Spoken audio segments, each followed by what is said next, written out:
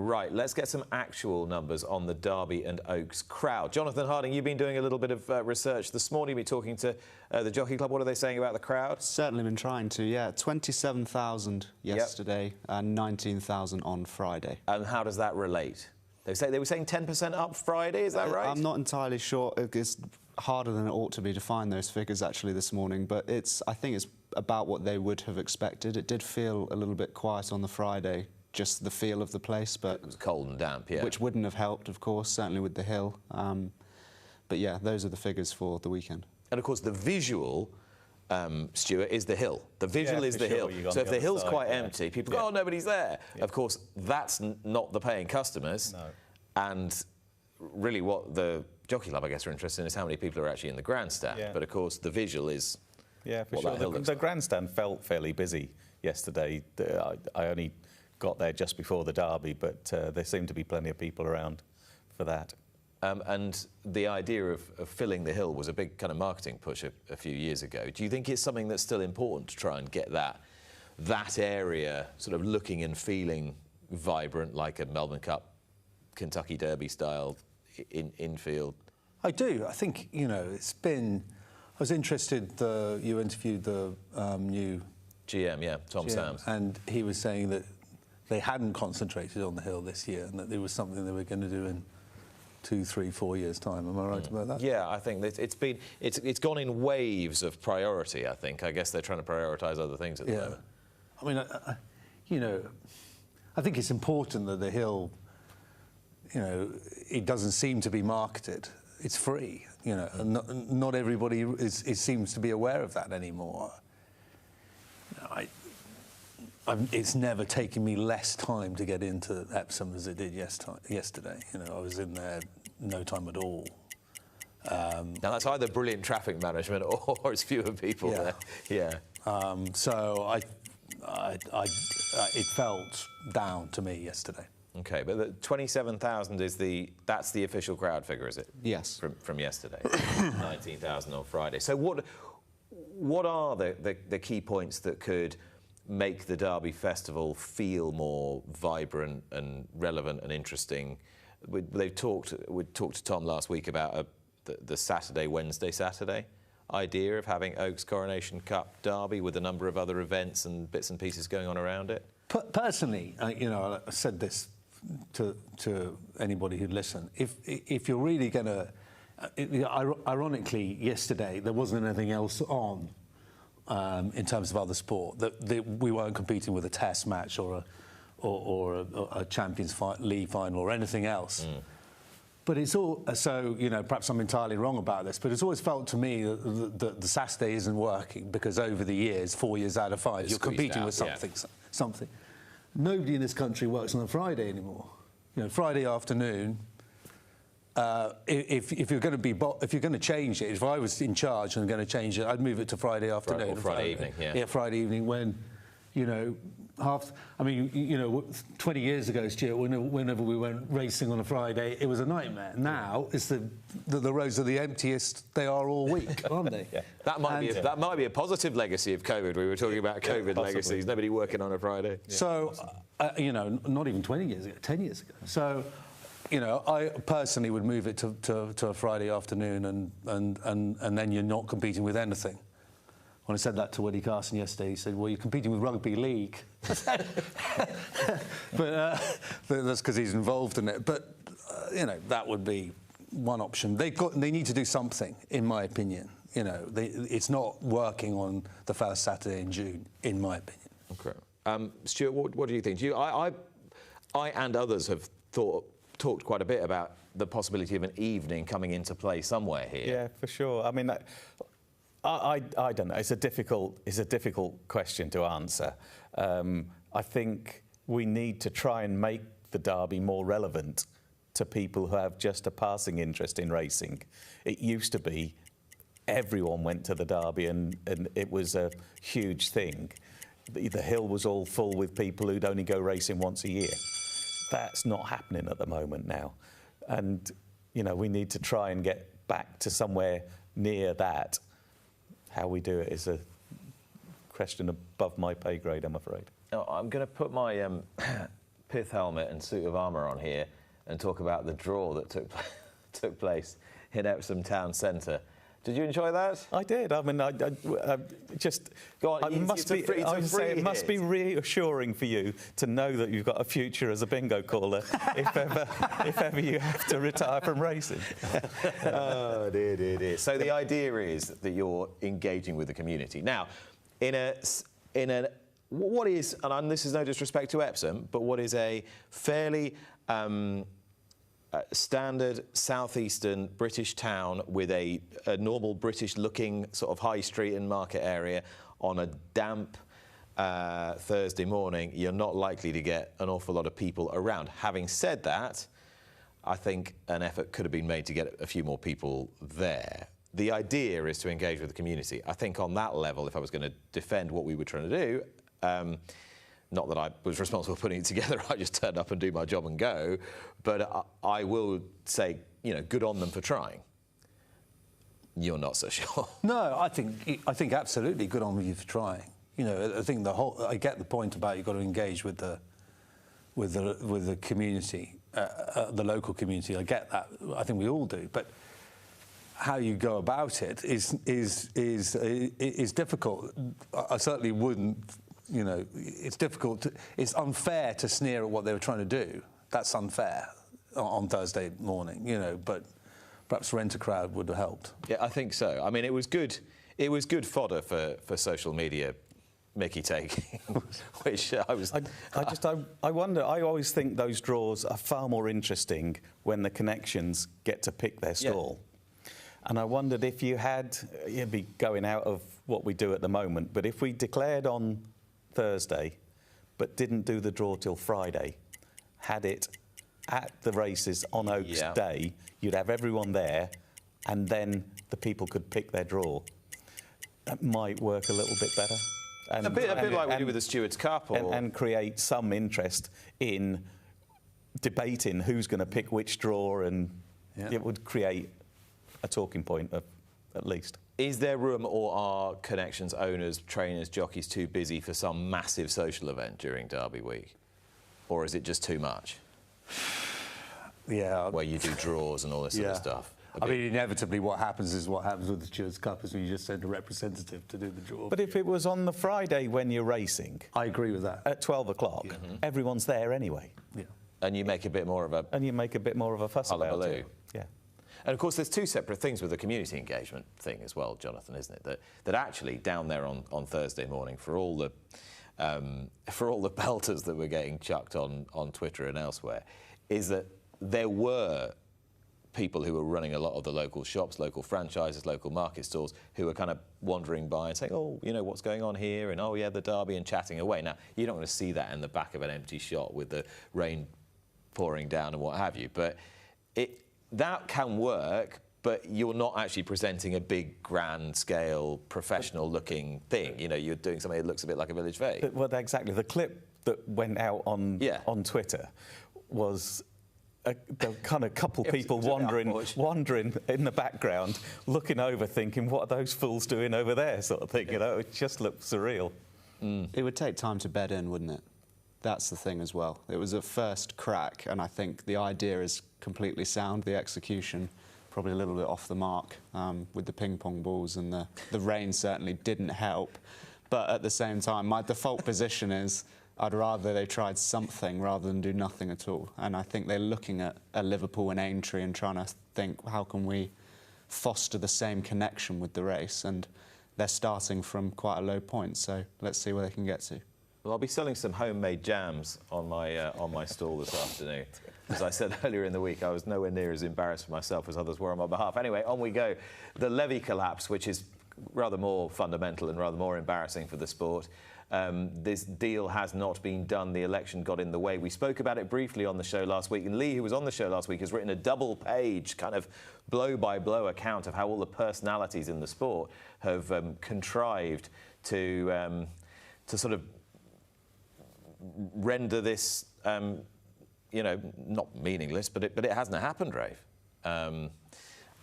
Who's at fault? Yeah, well, that's difficult to answer, isn't it? I'm not party to the discussions, obviously, but it feels like the bookmakers have blocked it, doesn't it?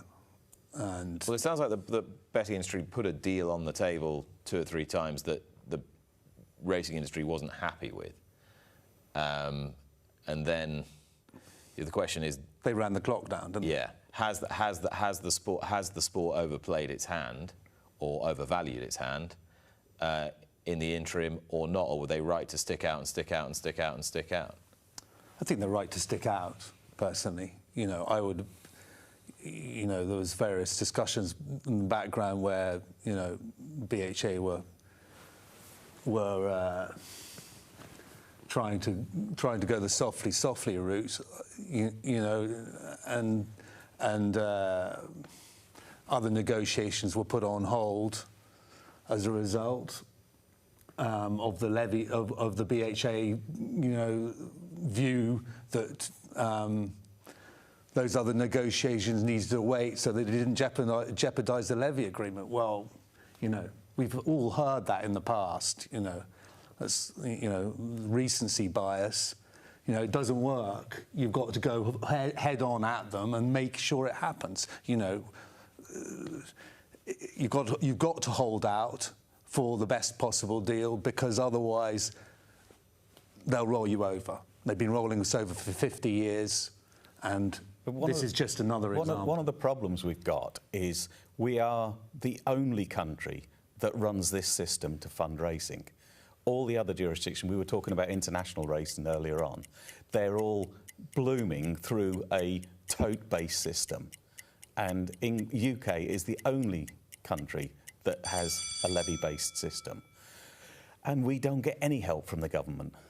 And we blame our side for not doing the good deal and the bookmakers for not agreeing and stuff like this. But I think really it should be above that level, that the government should be putting our world-class, world-leading racing on a footing where we are able to compete with other countries around the world. But the bookmakers would say, well, the government is giving you help because they're stipulating that we pay a levy on our gross profits of 10%, and this year it was to the tune of 105 million, which was a record levy yield, and we pay media rights money, and we pay sponsorship, and we pay this, that and the other. This is you're a declining industry, the interest in your industry is going down, we are still contributing record amounts, and you're not putting on a product that is enabling our turnover to grow. So that's all true, but these are the same people, exactly the same people that are partnering with racing in Australia, where the racing gets a much bigger return. They're exactly the same people. So why couldn't we be on the same footing as Australia? Why can't we put a submission to the government and say, look, this is what Australian racing do, this is where their prize money levels are, this is how many races. There was some statistic, they run £1 million race once every 3 weeks in Australia. You know, we're nowhere near that. We are nowhere near. And, you know, if we're going to stay relevant and not just be a selling country where most of our top horses go abroad, it's the reason they don't at the moment is through tradition, because it's the people that own them want that pageantry that we have in this country. But that'll only go so far. If we keep falling behind prize money-wise, that won't last. And our side needs to convince the government of that and make some changes so we can compete on a level footing with the rest of the world. And of course, people connected with those senior in this current administration, which is about to come to an end, Jonathan, were thinking they were making some headway, but then did that undermine the officials at the DCMS and the Secretary of State who were trying to get the two parties together to do a deal? It always felt like a really important moment for racing, in that there was a government appetite to reform the levy that was running alongside the gambling white paper, in the sense that the levy was viewed and even pitched by the government, levy reform, as almost a partial healing plaster for the damage that could be caused, or is likely to be caused rather, by financial risk checks. So there was a government will there to get them in the same room. It felt like with that hanging over, that racing had a reasonably strong hand coming into it because we had this hard deadline.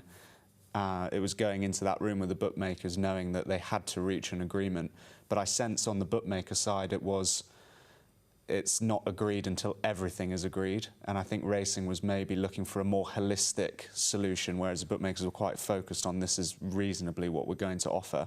It then makes those offers and they don't fit what racing wants. And I think it's the same whether you think it was right to walk away or not. It's just a difficult situation now in that it does feel like wasted time. And it's hard to see if they weren't able to reach a solution in that time, when and how will they from here without the government will. So we'll have a regroup when the next government is in place, and it'll be interesting to see how strong horse racing's position is relative to the betting industry then. Now this next talking point is something that might have escaped some people's notice. The TDN Thoroughbred Daily News, Emma Berry went quite big on this week, and I think quite rightly so, Stuart. In Germany, it is currently outlawed to train or race any horses under 30 months old. So clearly the thoroughbred industry has had to apply and get an exemption from this in order for any 2-year-olds to be even trained, let alone run, or any horses to be trained before they're 3. And it just shows you what the sport is up against. Yes, so the German government has imposed a ban on training, I think it's any animals under 30 months old.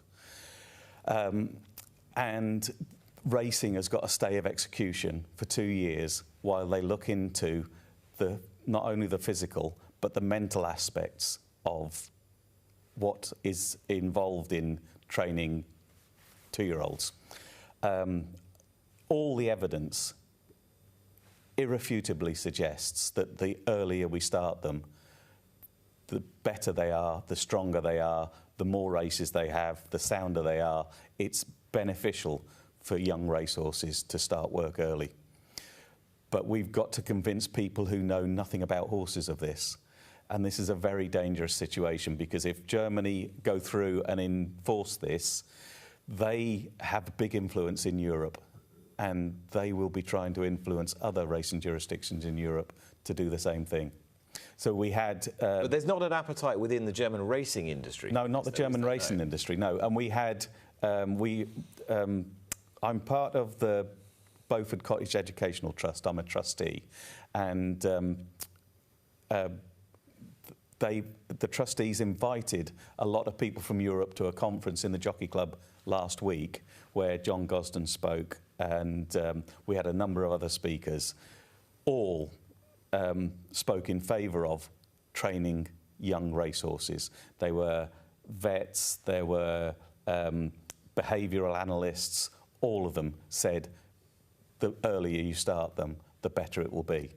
And then we've got to make a big push to convince the German government of this case in the next 18 months.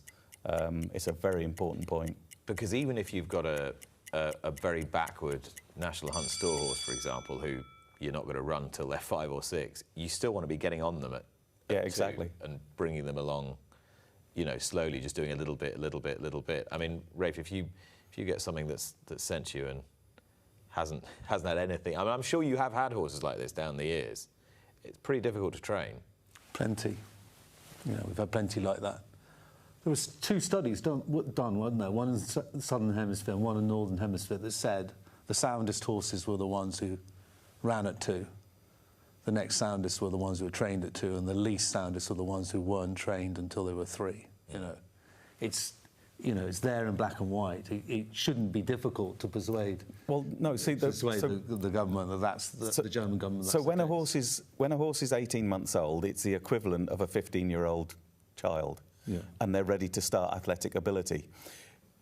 By the time they're 3 years old, it's like a bloke who's 30. And if he's done no work and then you start trying to train someone who's 30, it's much more difficult, and that's the equivalent. So it just makes the job more difficult. They are less sound, they race for less time, and they're just not as adaptable as when we train them earlier. As anyone who's tried to start running beyond the age of 40 will know it's not a pretty sight. Neither sometimes, no disrespect, Clive, is Clive Washbourne after winning a big race, though it's always very, very entertaining, and we're all the richer for it. And he's had some great success this season. Devil's Point, a German Guineas winner. Keys Chorister is heading to the Gold Cup at Ascot with a chance, because in fine hands of David Menuisier, David himself, who's got a leading fancy for the British Jockey Club this afternoon. Benoit de la Sayette has been given the opportunity to ride all of Clive's horses. Now, here's an owner-jockey tie-up relationship, colourful owner, jockey trying to get his career kind of back on track and has got a bit of support from John Gosden. Do these things work? No. They just don't. You know, Harry Bentley took a retainer with Sheikh Fahad, didn't he? It was 7 or 8 years ago, and none of the, it got so bad that the trainers were actually avoiding running horses where he could ride them. And I know because I was one of the trainers and then employed him afterwards. So hang on, so trainers were avoiding running. We were running. I think Jamie Spencer was the first jockey at the time, and I did it myself. I didn't run a horse somewhere of Sheikh Fahad's because Harry was going to have to ride it. And then you employed him? I employed him later on because, he lost his confidence because the trainers didn't want him. And it was a disaster for him. Because he's an excellent jockey, he recovered from it. But it didn't work for him. And I really, with the number of horses that Clive has, all that will happen is that Benoit will lose his connections elsewhere, the connections he's built up elsewhere, because Clive's trainers will go, well, I don't have to book a jockey because I know Benoit's going to ride it. I'll decide last minute whether to run or not. For the average horse, obviously the better horses already know where they're going. For me, it just won't work for him, and I wish them both well, and I hope they prove me entirely wrong. But in this case, I just don't think it works. But if you've got most of your horses with one trainer, and that one trainer is giving the jockey that support, then it can work, can't it? If David says, well, yeah, Benoit's good, he'll do for me. It can, but it's a difficult thing because Benoit's still going to be based in Newmarket with John Gosden, I should imagine. Yeah. So then he's got to... Most of the horses are in Pulborough. Yes. It's a long way away. And as Rafe said, I think it's at the stage of I think it could work with a jockey later on in their career. But with a very young jockey, and quite opinionated owners, it's a difficult situation for the young man to be in. Go on. Well, I was coming in thinking it would be, obviously from an outside perspective, thinking, well, now he's got these sort of plum rides on a Devil's Point and a Keys Chorister, but when you put it like that, you can see how almost narrowing your horizons, while short-term probably quite good and riding some good horses, might limit you a little bit in terms of the networking side. He could be winning a Gold Cup in these colours in 2 weeks, couldn't he? Quite easily. Yeah. Yeah. And so it's like, well, what have you been hanging around for? This is a launch pad your career needs. Yeah. It's hard to turn down those opportunities. But as Rafe said, history tells us that these things don't usually last very long. We were talking earlier in the show about, is Elia running in the Arc City of Troy? Will he go to America? Will he end up in a European autumn campaign? And then you're thinking to yourself, right, these 3-year-olds will be getting weight from older horses at some point. Where are all the good older horses? Well, 2 of them appeared in the Tattersalls Gold Cup last weekend, and White Birch absolutely thrashed Auguste Rodin. And the take on it initially was Auguste Rodin had disappointed. When the clock told the story of the race, it told something rather different, and that in White Birch we might actually be looking at a very good horse. Is he a real one for you? I think he is. He was very immature last year as a 3-year-old and was getting very worked up pre-race, doing a lot wrong at the start. And I think they've worked hard to iron those things out. The horse has obviously matured. Ulysses' horse, late maturing type. He looked very good the other day to me. And Ulysses is not a stallion that everybody was falling over themselves to get involved with, Rafe, but he's got in White Birch and Passenger, two of the more interesting older horses in Europe at the moment. It seems that that's the key, isn't it? And they get better as they get older. We've had a few. They're not easy. As a rule, they're not easy, or? Yeah, I think that's fair to say. But you just need a little patience. You need plenty of it, I think, and that clearly is what the key is. You know, Passenger looked very good the other day as well, didn't he? So it'd be great if he does work out Ulysses' stallion. I remember somebody telling me, I don't know if it's true or not, I don't think he was that easy himself, Ulysses, was he? Didn't they take him to the Breeders' Cup and he didn't run? That's right, yeah. So, you know, they need a bit of thought, that's for sure, in terms of way they're handled. And as for August Rodin, Jonathan, I sort of got the feeling that it would be rather premature to give up on him. Doesn't he just want 1.5 miles and good firm ground? I think so. That seems to be what brings the best out of him. But he's a little bit like that. He can throw the odd wobbly. But I'm not sure this was a wobbly. No, yeah, it's a tricky one to read. I mean, they'll be scratching their heads, won't they, wondering what on earth went on there, because he clearly possesses such an enormous amount of talent. It just sometimes doesn't quite all click for him. Or White Birch might be better than him at the moment. Very possibly. Anyway. Very possibly. Yeah, I was really impressed with White Birch. That remains to be seen, and those were this week's Talking Points.